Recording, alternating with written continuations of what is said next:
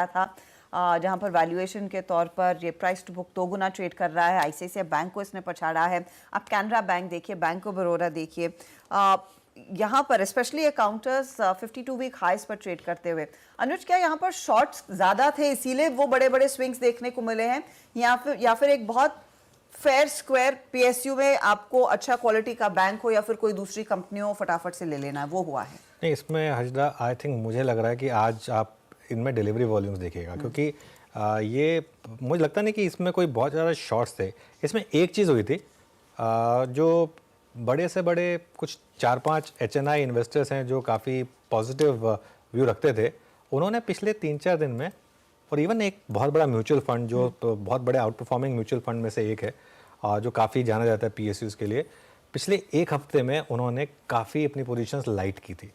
यहाँ पर शॉर्टिंग नहीं हुई थी पीएसयू बैंकों में। शॉर्टिंग आई डोंट थिंक किसी की हिम्मत थी शॉर्ट करने की, लेकिन यहाँ पर प्रॉफिट बुकिंग काफ़ी हुई थी। बहुत लोगों को ये रिस्क लेना नहीं था, क्योंकि देखिए क्या होता है ना, अगेन मैं अब चीज़ बोल रहा हूँ, लोगों का थॉट प्रोसेस क्या है कि अगर तो ये एग्जिट पोल खराब आता तो ये स्टॉक 30-40% गिर सकते थे, तो वो रिस्क कोई लेना नहीं चाहता था।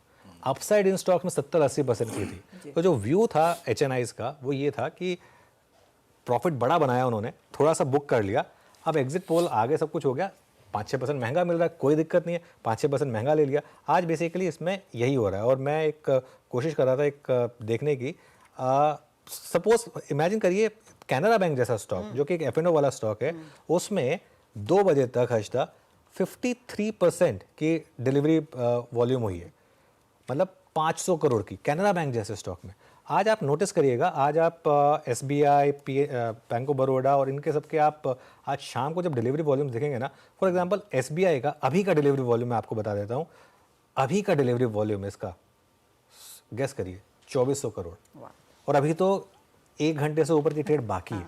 2400 करोड़ यहाँ हो गया, 500-600 करोड़ कैनरा में हो गया, I think bank of Baroda में भी 800,000 करोड़ के करीब उसमें होगा।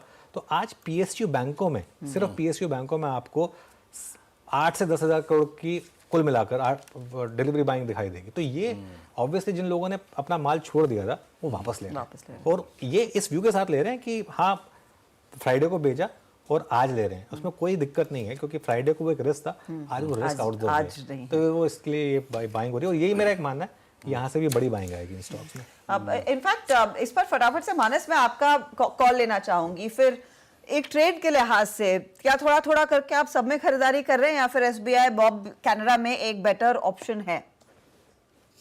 तो देखिए, सबसे पहले तो state bank of India charts पे अभी भी बेहतरीन लग रहा है। ये एक ब्रेकआउट है जिसके टारगेट 1030 के आसपास के आते हैं, तो यहाँ तो डेफिनेटली पोजीशन बनानी चाहिए।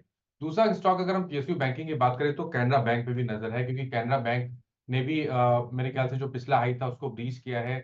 वीकली चार्ट बेहतरीन लगते हैं, पैटर्न को देख लग रहा है कि यहाँ पर करीब 30 रुपए का मूव आपको देखने को मिल सकता है, तो यहाँ पर ही पोजीशन बनानी होगी। तो पीएसयू बैंकिंग में स्टेट बैंक ऑफ इंडिया और कैनरा बैंक यहाँ पर प्रेफरेंस रहेगी। कैनरा बैंक में अगर आप एक पोजीशन ले रहे हैं तो आपको स्टॉप लॉस 114 का लगाना है, टारगेट 155 के सेट करना है।